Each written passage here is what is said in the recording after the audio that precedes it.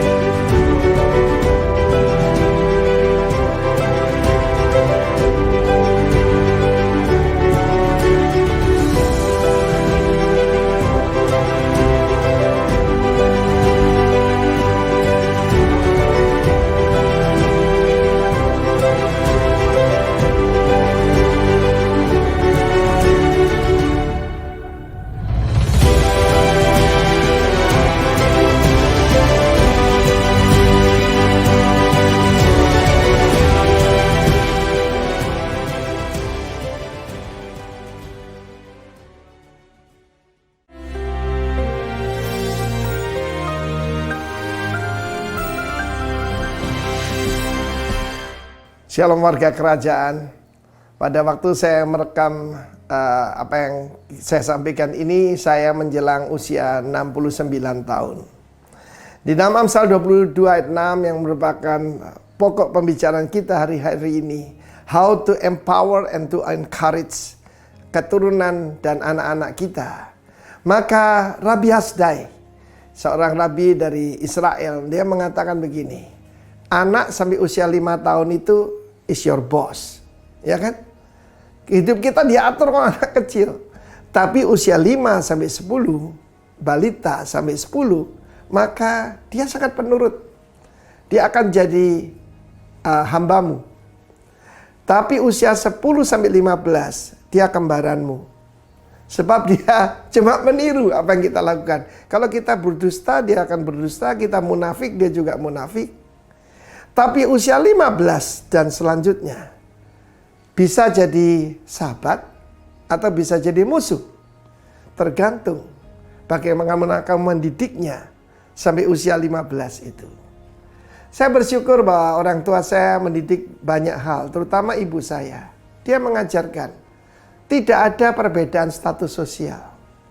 Ya, kita kenapa pembantu asisten rumah tangga kita bisa berpuluh-puluh tahun di tempat kita? Sebab mereka dianggap keluarga. Mereka makan yang sama. Dan kalau sudah malam saya mau minta sesuatu, ibu saya berkata, tidak boleh. Di luar jam kerja katanya. Saya belajar banyak hal dari ibu saya. Dan dari papa saya belajar apa? Untuk menjadi berani. Untuk menjadi tough. Karena dia seorang pemburu. Dan saya masih ingat kenangan-kenangan manis saya bersama papa saya. Waktu itu ya usia sekitar 13-14 tahun. Saya bisa mengendarai sepeda motor. Cuma waktu itu memang belum punya SIM. SIM D waktu itu ya, kalau di bawah 50 cc. Dan kalau papa saya akan berburu di daerah Pacet, saya akan naik motor itu, saya didudukkan di depan. Dan saya boleh pegang kemudi itu selama jalannya lurus dan kosong. Tapi ketika ambil tikungan-tikungan yang berbahaya, papa saya akan mengambil dari belakang. Dan dia akan mengambil tikungan itu buat saya. Pengalaman itu begitu masuk dalam diri saya, bahwa papa saya akan bertanggung jawab atas saya. Dan semua tikungan yang sulit, jalan-jalan sulit, he will take over. Yaitu kemudi dan kendali itu. Karena itu, didiklah anakmu menurut jalan yang patut, jalan yang ditunjukkan oleh Tuhan. Dan perkataan disiplin sekali lagi tidak terlalu menyenangkan buat anak-anak. Kita tahu bagaimana saat kritis saya belajar. Saat-saat kritis adalah usia 10 sampai 12. Pra remaja. Itu orang Belanda mengatakan terlalu kecil untuk taplak meja, terlalu besar untuk serbet. Jadi anak tanggung. Itu masa-masa di mana kita betul-betul harus memperhatikan. Dan kita lihat bagaimana Kristus ada di bawah didikan daripada Yusuf dan Maria. Maria seorang yang sangat penurut pada Tuhan, juga Yusuf. Dan kedua-duanya takut akan Tuhan, dan berbahagialah kalian kalau punya orang tua semacam itu. Dan pada para orang tua, didiklah anakmu menurut jalan yang patut baginya. Saya belajar banyak hal daripada kehidupan orang tua saya. Papa saya sangat murah hati. Saya masih belajar dari dia. Dan saya percaya apa yang dilakukan orang tua akan ditiru anak-anak. Karena itu, jadilah a very good example. God bless you, warga kerajaan. Amin. Puji Tuhan, Shalom. Selamat bertemu kembali dalam ibadah online GBI Rock Makassar. Kami mengucapkan selamat datang untuk Bapak Ibu Saudara yang sudah bergabung dalam ibadah hari ini. Kami mengucap syukur untuk hari ini karena kita boleh ada sampai saat ini semua karena kebaikan dan kemurahan Tuhan. Untuk itu mari kita mempersiapkan hati kita untuk kita naikkan segala pujian, ucapan syukur hanya bagi Tuhan. Haleluya.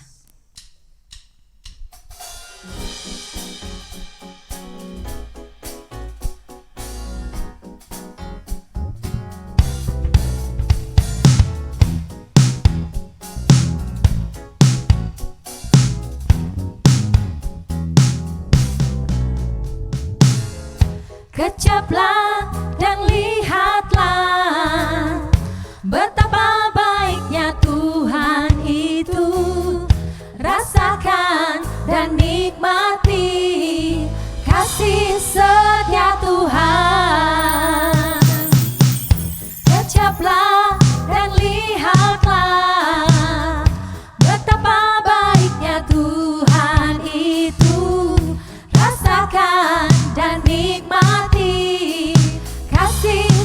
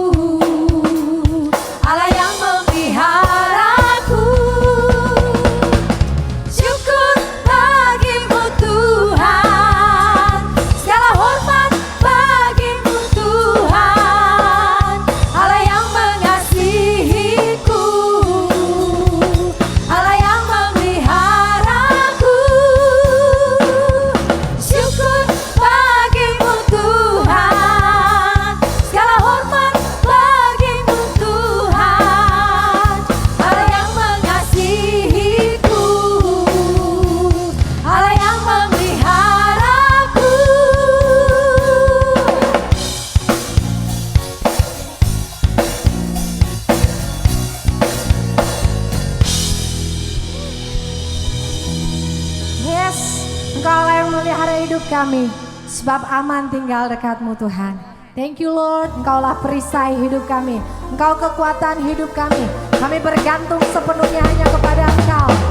Oh, yeah.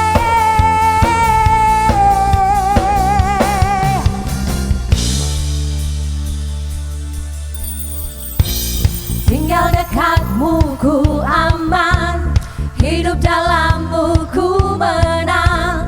Kau yang memegang hidupku di tanganmu. Kau meneguhkan langkahku. Ku berjalan di dalam kekuatanmu. Tuhan kau perisaiku. Lewati badai tak akan ku goyah. Imanku tetap teguh dan takkan ku ragu mengikutimu. Amin.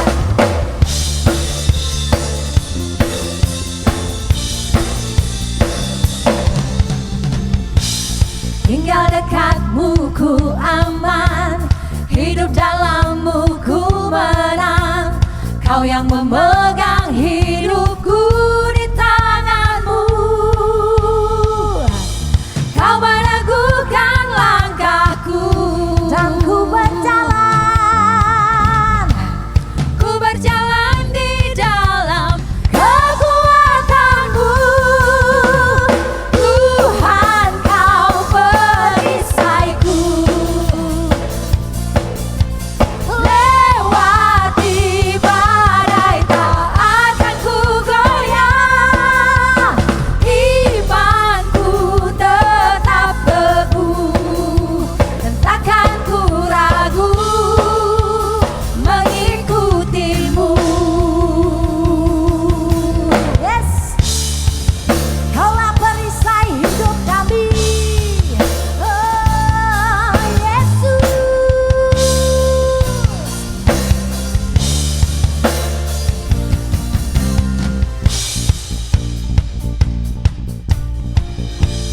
Kau meneguhkan langkahku. Dan kami kan berjalan. Ku berjalan di dalam kekuatanmu. Kekuatanmu.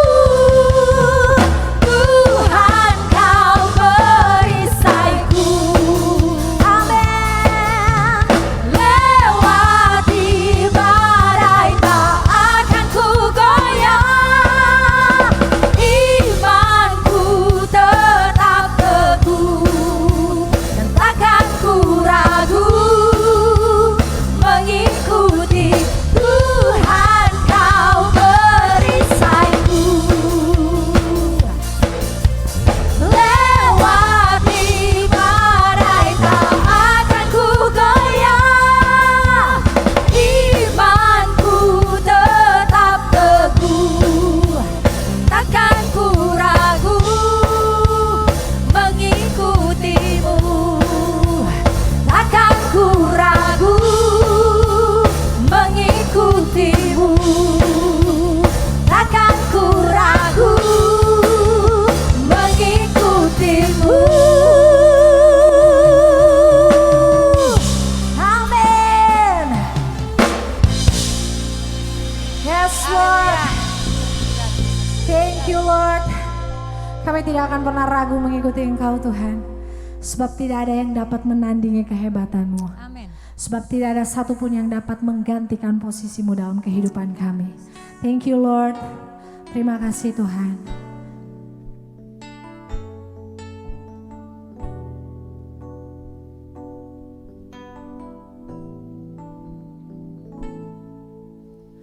Tak ada yang pantas untuk dibanggakan, karena semuanya ini darimu. Tak ada yang bisa dapat menggantikan dalam hidupku. Engkaulah Yesus, kekuatan bagiku.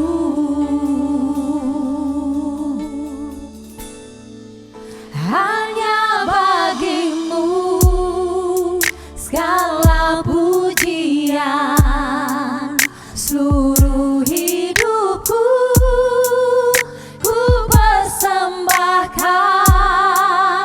Hanya bagimu kemuliaan, Kau Yesus layak ditinggikan.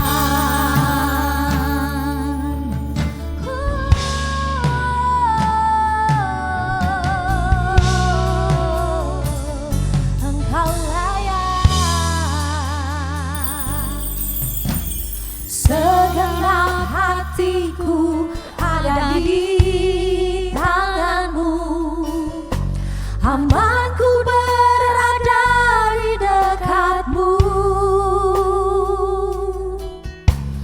Pakailah hidupku sesuai rencanamu. Kaulah Raja berkuasa atasku. Engkaulah Yesus, kekuatan bagiku. Hanya bagimu segala pujian, seluruh hidupku ku persembahkan. Hanya bagimu kemuliaan, Kau Yesus layak ditinggikan. Hanya bagimu segala pujian, seluruh hidupku ku persembahkan. Hanya bagimu kemuliaan, Kau Yesus layak ditinggikan. Hanya bagimu segala pujian, seluruh hidupku ku persembahkan. Hanya bagimu kemuliaan, Kau Yesus.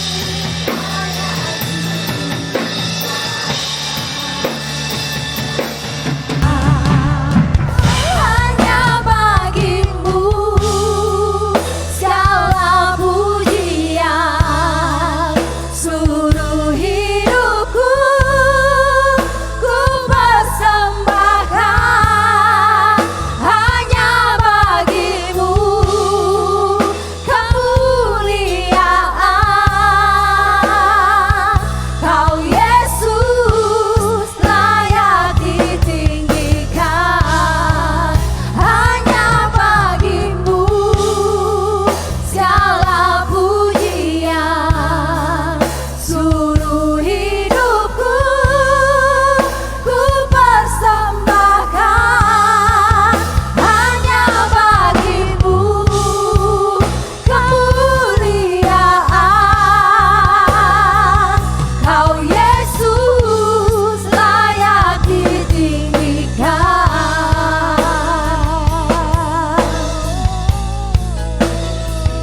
Kau Yesus layak ditinggikan.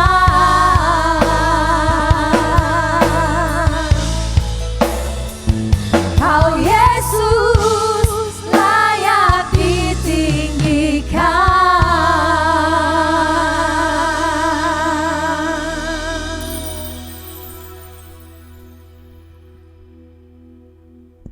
Shalom warga kerajaan, senang sekali kita bisa jumpa lagi di minggu ini. Saya akan berbicara tentang empowering the disciples. Tapi sebelumnya mari kita berdoa, kita minta anugerah Tuhan. Terima kasih Tuhan, kami bersyukur kami masih bisa beribadah walaupun secara online. Kami minta anugerah Tuhan. Roh Kudus berbicaralah kepada kami.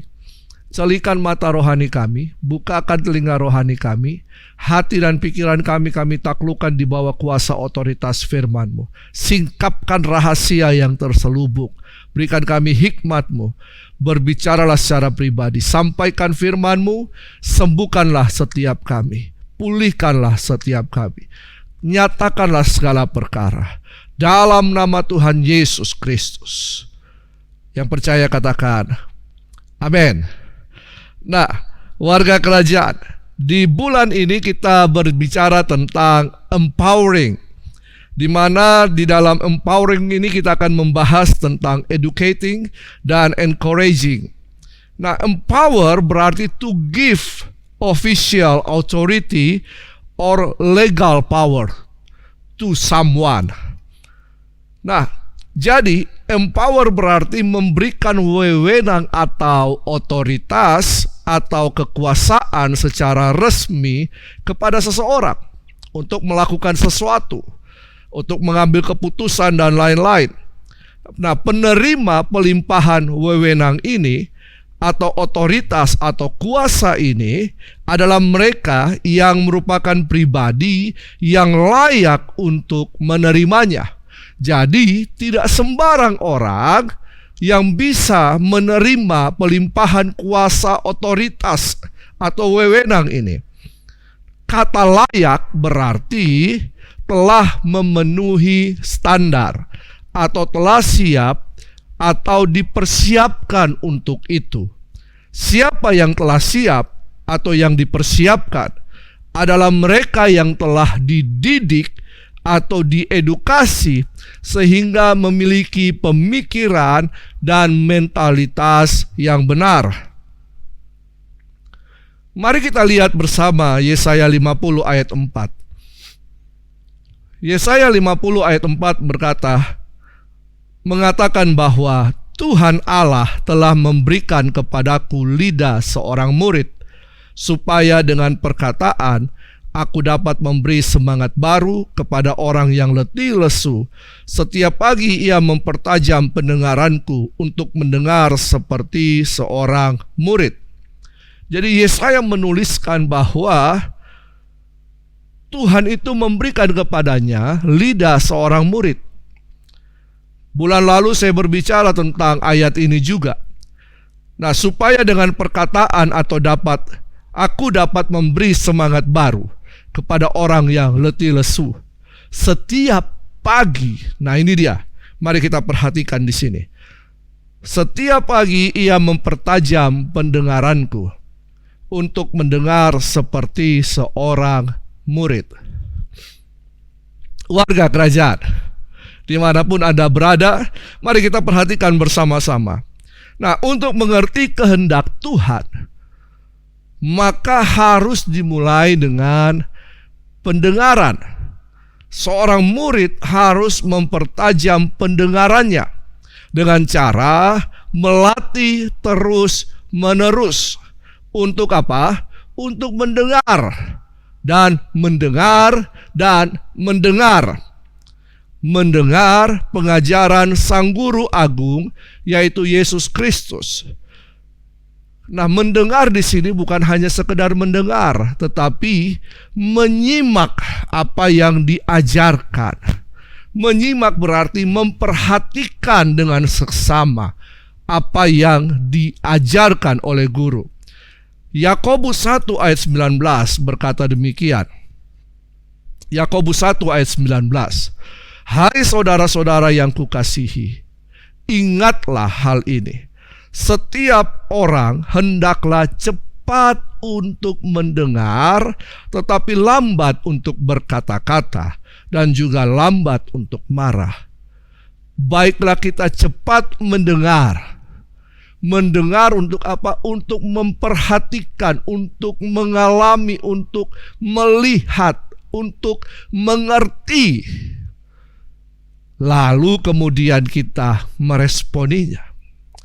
Ada orang yang baru mendengar sedikit, kemudian dia langsung meresponi dengan penuh amarah. Nah, seorang murid haruslah mendengar dengan seksama. Seorang murid untuk mengerti sesuatu, maka harus terlebih dahulu mendengar. Pengkhotbah 4 ayat 17 berkata demikian. Pengkhotbah 4 ayat 17. Jagalah langkahmu kalau engkau berjalan ke rumah Allah. Menghampiri untuk mendengar adalah lebih baik daripada mempersembahkan korban yang dilakukan oleh orang-orang bodoh, karena mereka tidak tahu bahwa mereka berbuat jahat. Jadi firman Tuhan sungguh-sungguh menegaskan kepada kita bahwa menghampiri untuk mendengar adalah lebih baik daripada mempersembahkan korban. Seorang murid harus mendengar dengan seksama, mendengar untuk memperhatikan, mendengar untuk mengerti. Paulus mengajarkan kepada Timotius, seorang gembala sidang muda gereja di Efesus yang merupakan murid daripada Paulus sendiri, yaitu, mari kita lihat di dalam 2 Timotius 2 ayat yang kedua. 2 Timotius 2 ayat yang kedua. Apa yang telah engkau dengar daripadaku di depan banyak saksi, percayakanlah itu kepada orang-orang yang dapat dipercayai, yang juga cakap mengajar orang lain.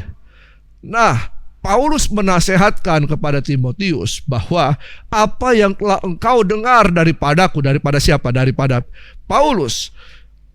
Ya, di depan banyak saksi, percayakanlah itu kepada orang-orang yang dapat dipercaya, sehingga mereka juga cakap mengajar orang lain, yang juga cakap mengajar orang lain.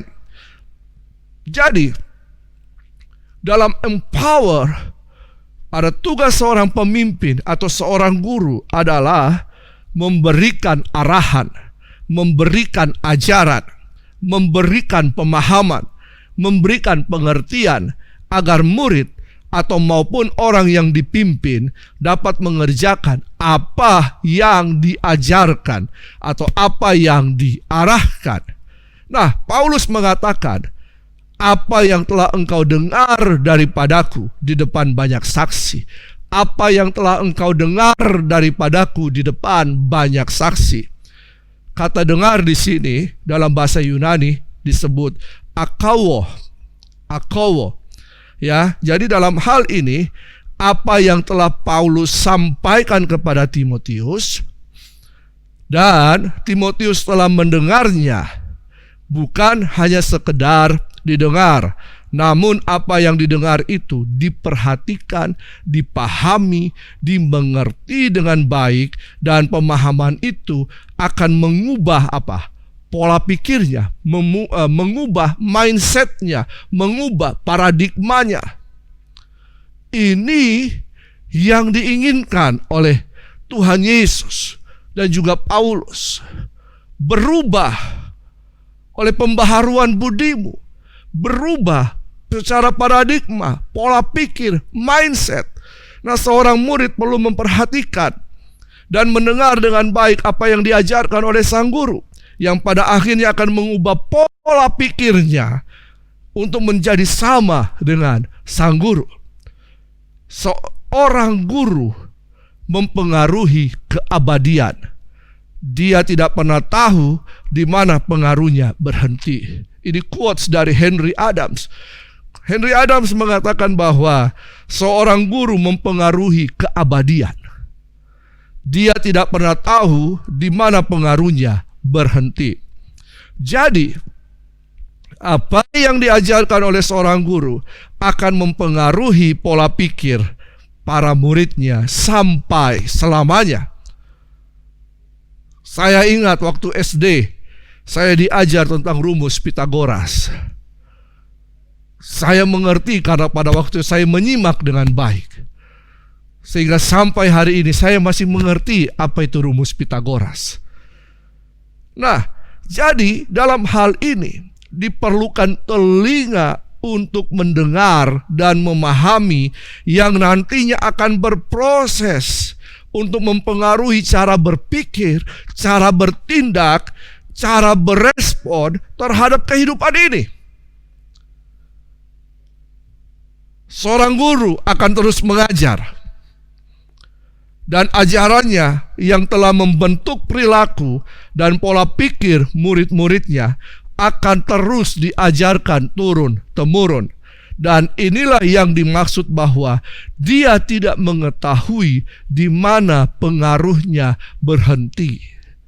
Yesus mengajar kepada para murid, murid-murid mengajar kepada para murid-muridnya, dan seterusnya. Dan sampai hari ini kita masih menikmati pengajaran yang Yesus kerjakan 2000 tahun yang lalu. Nah, selanjutnya kata Paulus, di depan banyak saksi. Tidak semua orang akan memiliki kualitas seorang murid. Perhatikan, tidak semua orang akan memiliki kualitas seorang murid. Dan banyak orang akan menjadi saksi jika benar bahwa ia mempunyai kualitas seorang murid. Mengapa?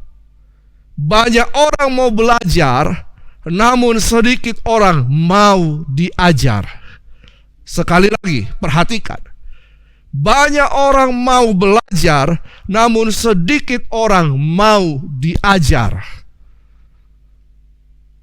Sekali lagi, perhatikan. Banyak orang mau belajar, namun sedikit orang mau diajar. Seorang murid adalah seorang pribadi yang mau belajar dan diajar.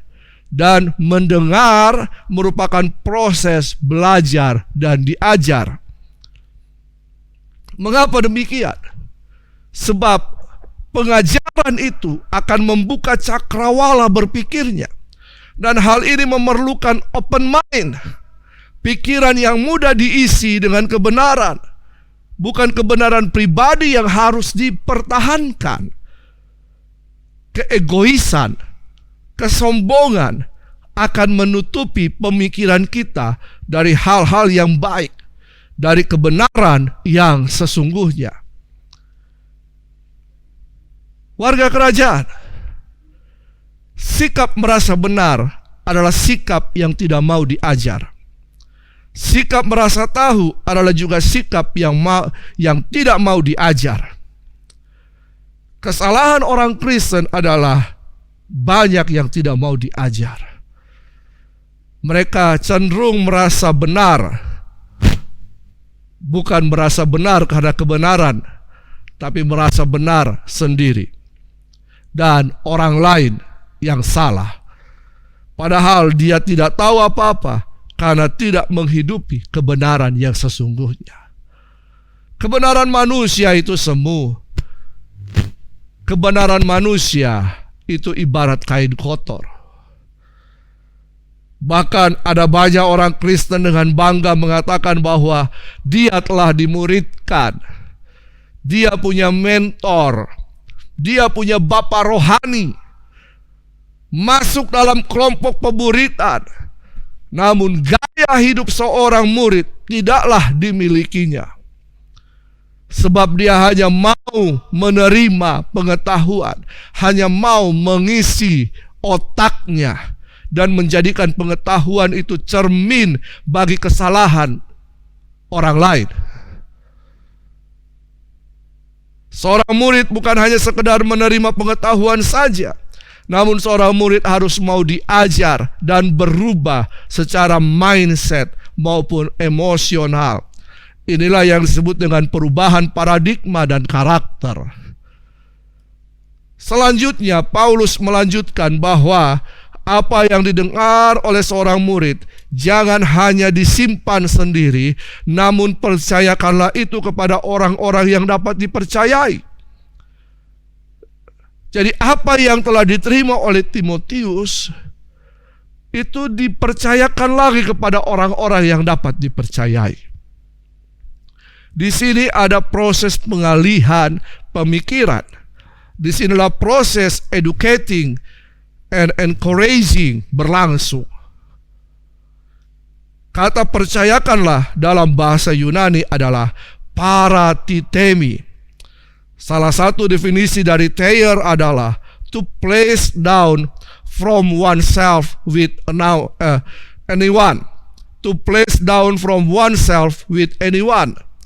Yaitu untuk menempatkan diri sendiri dengan siapapun, untuk menyediakan apa yang kita pahami kepada orang lain, atau ada satu pengertian untuk mendepositokannya. Nah, perhatikan kata deposito ini.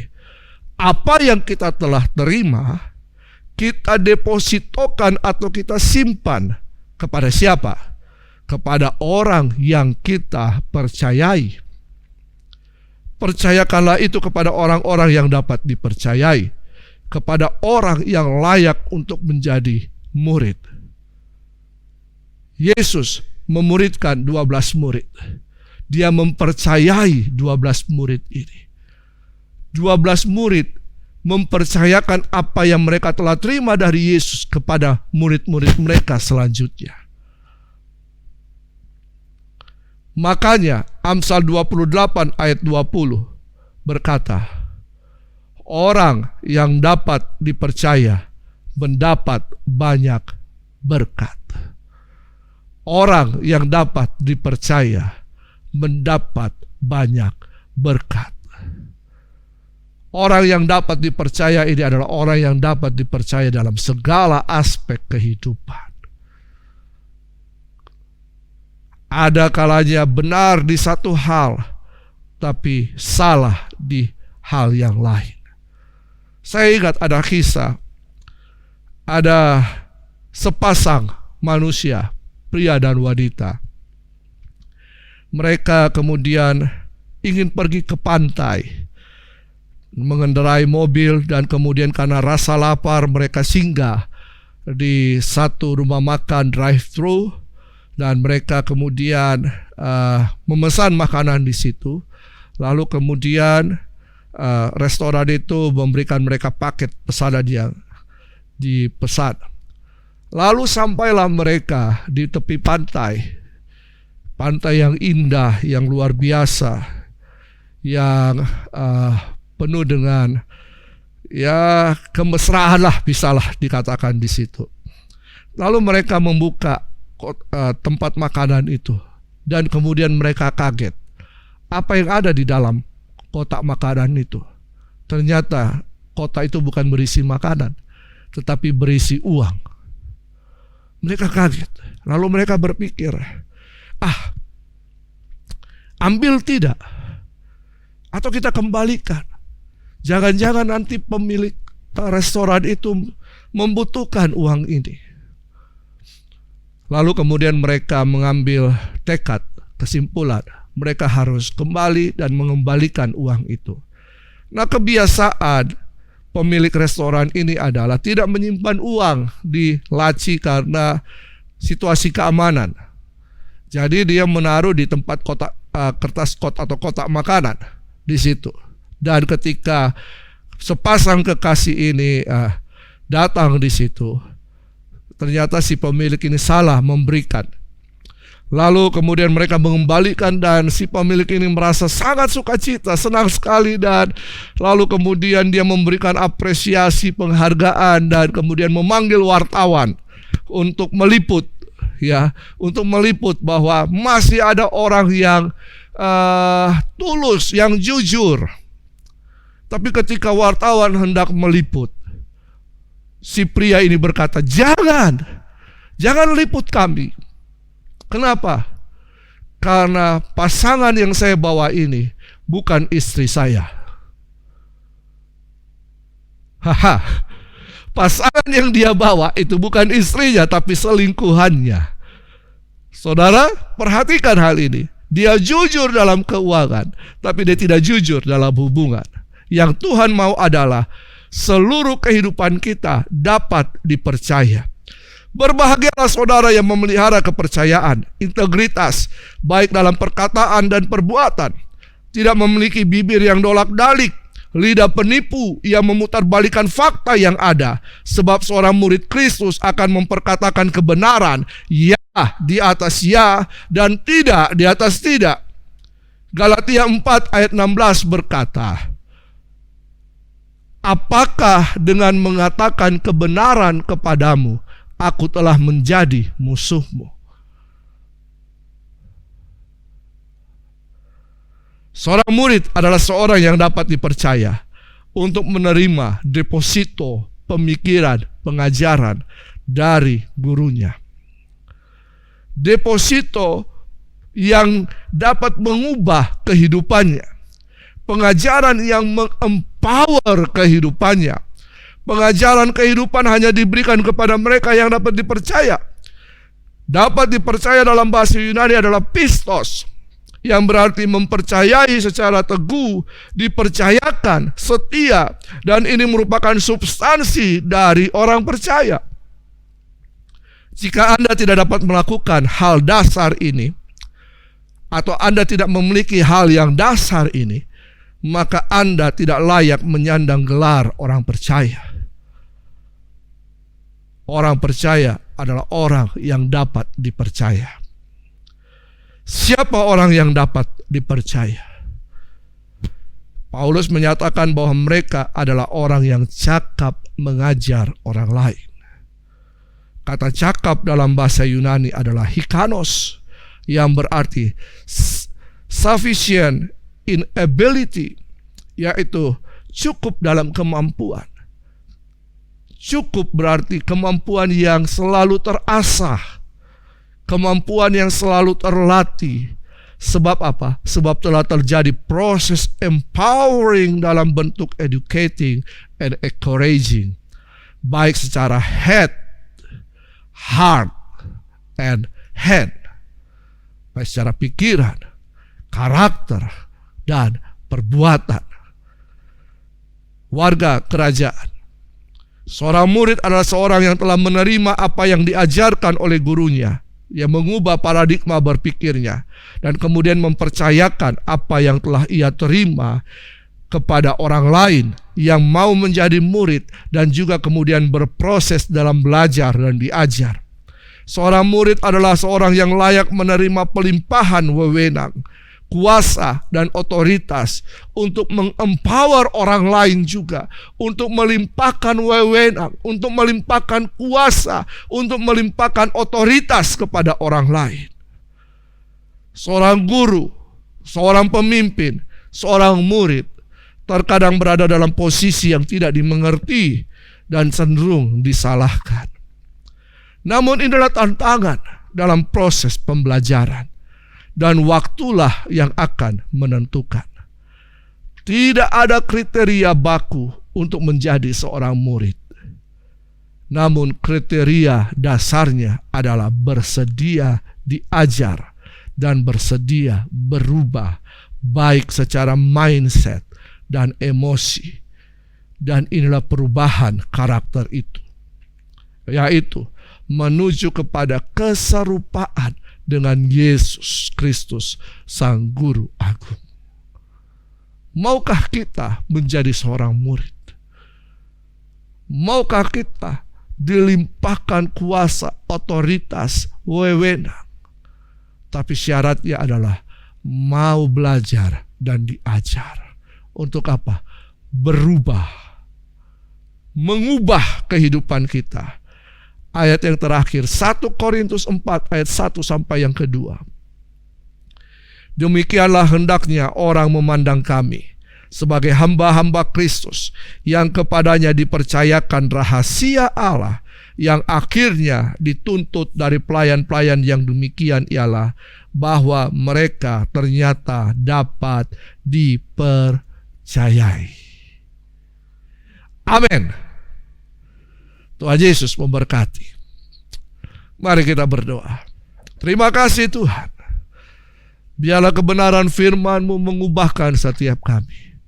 Kami menjadi murid Kristus yang dipercayakan, yang diberikan otoritas, wewenang, kuasa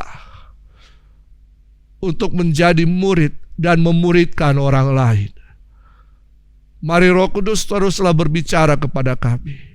Biarlah kami mau belajar dan diajar, kami berubah, baik secara paradigma, mindset, pemikiran kami maupun karakter kami. Terima kasih, biarlah Roh Kudus selalu meng-empower kami, menolong kami. Diberkati seluruh jemaat Tuhan, umat Tuhan dimanapun mereka berada.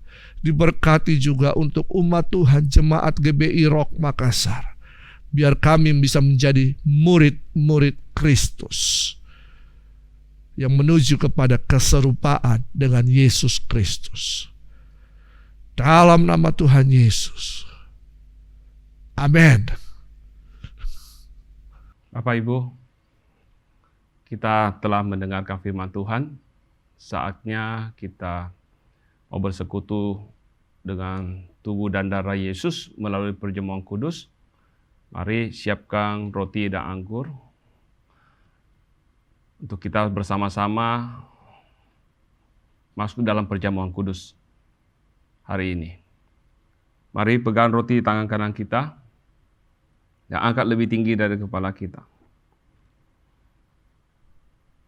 Kami mengucap syukur Tuhan untuk kebaikan Tuhan, untuk anugerah-Mu dalam kehidupan kami.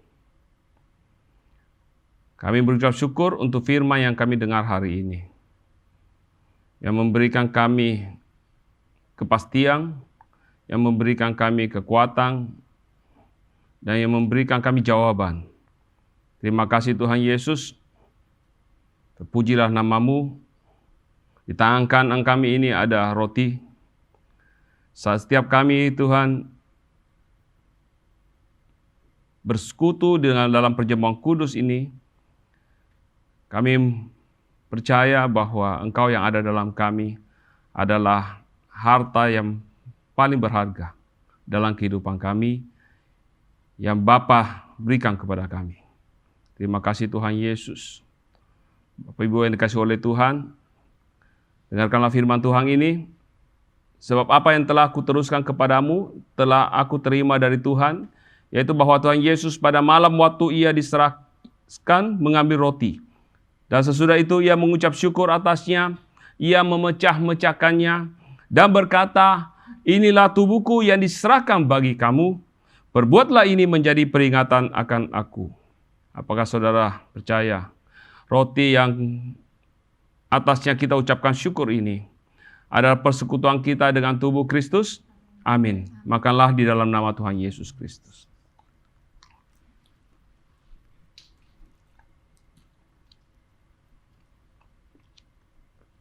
Terima kasih Tuhan.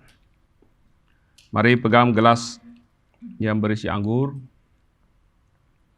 di tangan kanan kita dan angkat lebih tinggi dari kepala kita. Dan dengarkanlah firman Tuhan ini. Demikian juga Ia mengambil cawan sesudah makan, lalu berkata, cawan ini adalah perjanjian baru yang dimeteraikan oleh darahku. Perbuatlah ini setiap kali kamu meminumnya menjadi peringatan akan aku. Sebab setiap kali kamu makan roti ini dan minum cawan ini, kamu memberitakan kematian Tuhan sampai Ia datang.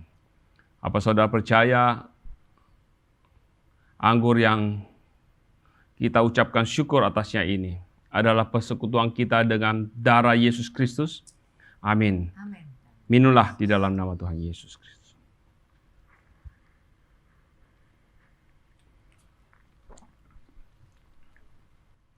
Mari kita naikkan ucapan syukur kita kepada Tuhan untuk kebaikannya, untuk kasih-Nya dalam kehidupan kita.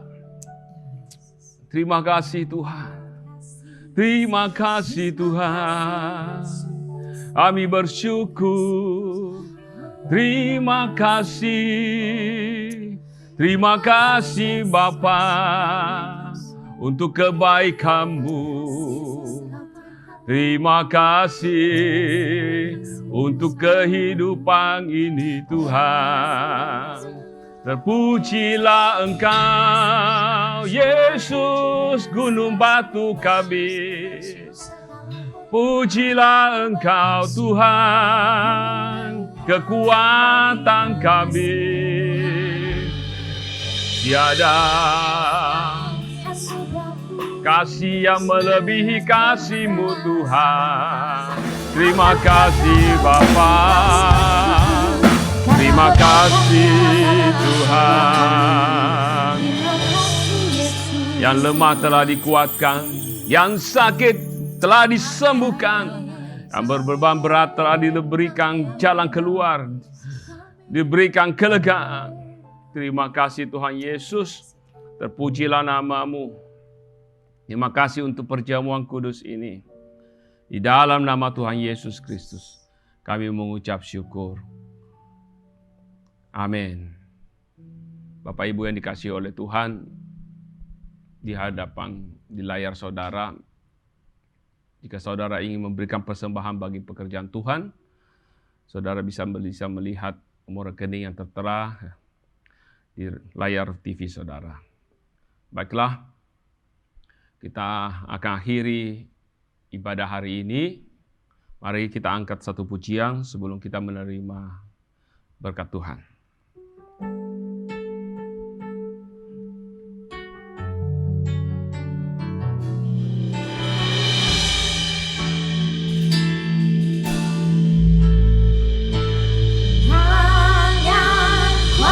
Memegangku, selalu menuntunku, ku tak mau jalan sendiri. Yesus, ku perlu kasih-Mu, ku perlu kuasa-Mu, sampai akhir hidupku. Tangan kuat yang selalu menuntungku, ku tak mau jalan sendiri. Yesus, ku perlu kasih-Mu, ku perlu kuasa-Mu, sampai akhir hidupku. Tangan kuat yang memegangku, selalu mau jalan sendiri. Yesus, ku perlu kasih-Mu, dan ku perlu kuasa-Mu, sampai akhir hidupku. Sampai akhir hidupku. Sampai akhir hidupku. Sampai hidupku. Mari Bapak Ibu, angkat tangan saudara di hadapan Tuhan. Bersyukur untuk ibadah hari ini Tuhan. Terima kasih untuk firman-Mu. Terima kasih untuk perjamuan kudus. Dan kami percaya kami adalah orang-orang yang diberkati Tuhan. Terima kasih Tuhan Yesus memberkati jemaat-Mu yang telah menabur untuk pekerjaan Tuhan. Memberkati mereka dimanapun mereka berada. Memberkati orang-orang tua kami yang ada di rumah. Memberkati kesehatan mereka. Memberkati setiap keluarga yang ada Tuhan. Memberkati suami, memberkati istri, memberkati anak-anak. Memberkati setiap apa yang mereka kerjakan. Tuhan buat berhasil. Tuhan buat berlipat ganda. Tidak ada jalan yang buntu. Terbuka semua bagi kami semua. Damai sejahtera sukacita-Mu Tuhan. Engkau limpahkan, Engkau curahkan dalam kehidupan kami. Perjalanan kami Tuhan buat berhasil. Dimanapun kami berada, Tuhan menyertai, melindungi. Memberkati untuk menjadi berkat. Dan nama Tuhan ditinggikan dan dimuliakan dalam kehidupan kami. Terima kasih Tuhan Yesus. Terima kasih untuk berkat-Mu ini. Setiap kita yang menerima berkat ini, yang datangnya dari Bapa, Putra, dan Roh Kudus, yaitu dalam nama Tuhan Yesus Kristus, mari kita semua katakan, amin. Selamat hari Minggu, Tuhan Yesus memberkati.